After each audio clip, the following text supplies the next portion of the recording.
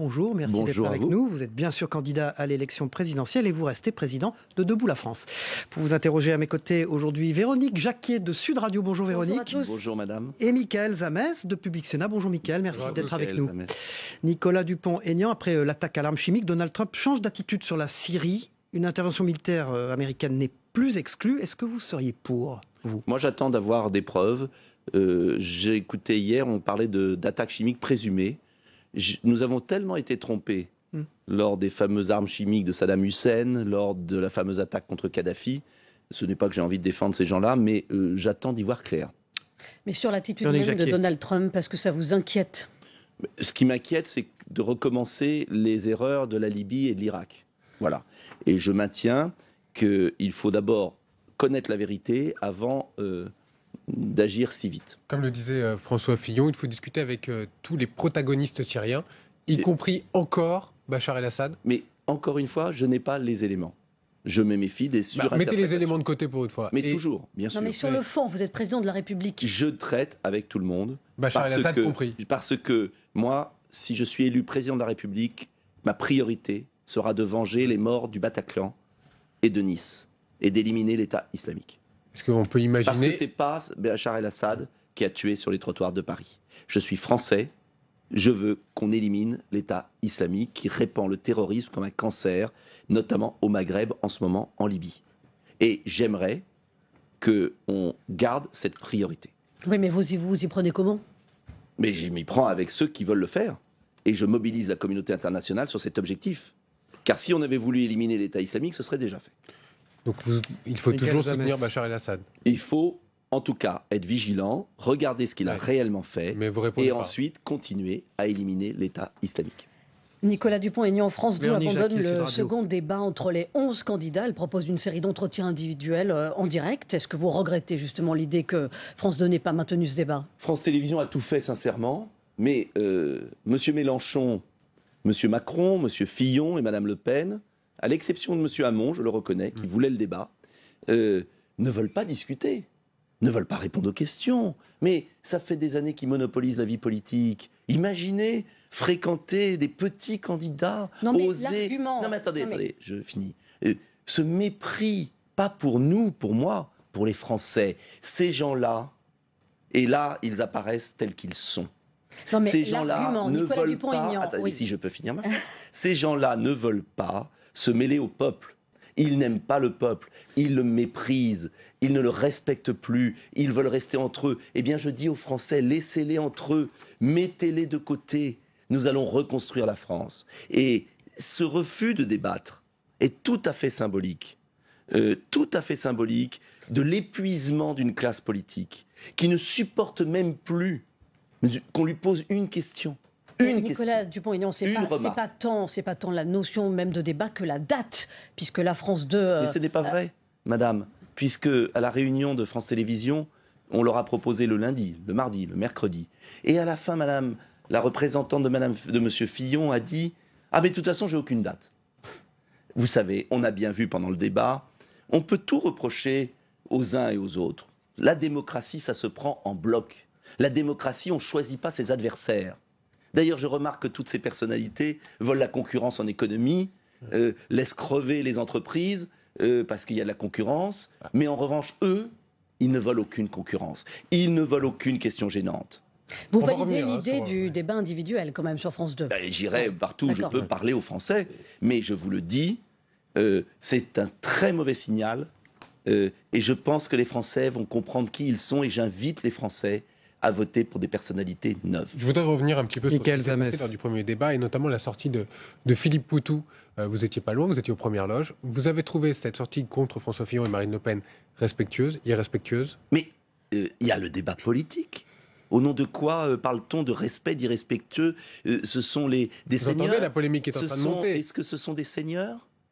Est-ce que nous sommes revenus sous l'Ancien Régime? Nous sommes au Sénat ici. Lisez les minutes des grands débats parlementaires. Donc il a eu raison de mettre les pieds dans Mais le plat. j'ai pas à le juger, il fait ce qu'il veut. Mais au nom de quoi certains grands du royaume jugeraient-ils ceux qui osent parler? Mais M. Fillon doit répondre aux questions de tout le monde. Madame Le Pen d'ailleurs n'est que pas vous au-dessus attaquez des lois. directement François Fillon. C'est devenu une cible pour vous? Mais non, mais c'est pas la question. J'estime que moralement, il ne peut pas être président de la République. Point. Vous imaginez le général de Gaulle se faire offrir ses costumes, ses montres par de riches personnes? Vous imaginez le général de Gaulle vivre d'argent d'entreprises privées? Vous entendez à droite ce qu'ils disent? Vous êtes la Christiane Taubira, celle qui a fait perdre Lionel Jospin en Vous savez, 2002. c'est trop d'honneur. quels sont vos objectifs? Monsieur Fillon était à 34% dans les sondages au soir de la primaire. Il est tombé à 17 ou 18 ou 19, qu'importe. Si c'est moi qui ai fait tomber Monsieur Fillon, je pense qu'il se trompe. Ce sont des manœuvres politiciennes. C'est chercher un bouc émissaire à sa propre incurie, Non, mais à sa Nicolas propre faute Dupont-Aignan- morale. Excusez-moi. Oui, mais Je n'accepte pas cela, car moi, au contraire, je suis là pour sauver une idée de la France, un gaullisme, Mais vous une morale prenez, publique. vous prenez une le morale risque de publique. faire perdre la droite Mais je au ne prends deuxième tour. aucun risque. C'est Vous Monsieur êtes pas pour la- Fillon, Bah. excusez-moi, c'est Monsieur Fillon qui, en se maintenant, prend le risque de prendre en otage ses électeurs. C'est Monsieur Fillon qui, par un comportement amoral, discrédite la vie politique. Alors, je vais être très clair ce soir, ce matin. Je vais être très clair. C'est un peu fort de café d'accuser les autres quand on ne se regarde pas soi-même et ses propres turpitudes. Et je dis aux Républicains, il ferait mieux de me soutenir pour sauver le pays plutôt que de sombrer dans la politique Donc vous les politicienne la appelez plus ce minable. matin à venir vers vous. Mais je les ai toujours appelés, d'ailleurs, Ouais. il y en a beaucoup qui viennent, mais je vais vous dire, ce ne sont pas ceux du sommet, ceux-là, ils sont fichus. Ils ont gouverné, ils ont échoué, ils ne méritent plus d'être réélus. Ce sont ceux de la base, les militants, les élus locaux qui ont compris que j'avais un beau programme gaulliste. Et moi, ce qui m'intéresse, c'est pas les affaires, c'est la France. Alors justement, programme gaulliste, c'est Nicolas Dupont-Aignan, candidat à l'élection présidentielle, qui est notre invité ce matin sur Public Sénat et Sud Radio. 9 candidats sur 11, soit veulent sortir de l'Europe, soit refaire les traités européens. Vous en faites partie. Est-ce que cette élection, c'est pas un petit peu un référendum pour ou contre l'Europe? Ce qui est clair, c'est que, et ça c'est un fait, c'est pas une attaque que j'ai menée contre M. Et est-ce que c'est gaulliste, c'est un ça fait. Attendez. Est-ce que c'est gaulliste? En 2005, il y a eu un référendum. 55% des Français ont voté non. Pas contre l'Europe, parce qu'ils aimaient l'Europe et qu'ils voulaient la changer. Et c'est là mon désaccord de fond, et c'est là où j'ai quitté l'UMP. Monsieur Fillon aidait des socialistes, il faut quand même le dire, aidait des socialistes. Ont remis en cause le vote des Français, pas par la voie référendum, mais par le Parlement. Ce qui était un crime contre la démocratie. Depuis ce temps-là, il y a un malaise persistant sur l'Europe en France. La situation s'est aggravée, travailleurs détachés, immigration massive.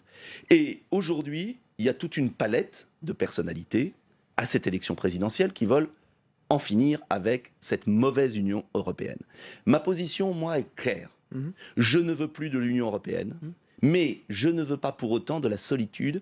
Je propose, et je suis le seul, à avoir proposé un traité alternatif modéré qui reconstruit l'Europe sur une base gaullienne, des pays libres qui contrôlent leurs frontières. Gaulienne et pas chacun. gaulliste. Vous étiez hier Gaulienne, devant les attendez, patrons. Vous étiez devant les patrons, contrôlent leurs Nicolas Dupont-Aignan, frontières, hier. je finis ma phrase, et des coopérations pour des beaux projets scientifiques et industriels, car il faut l'union sur les défis de la mondialisation.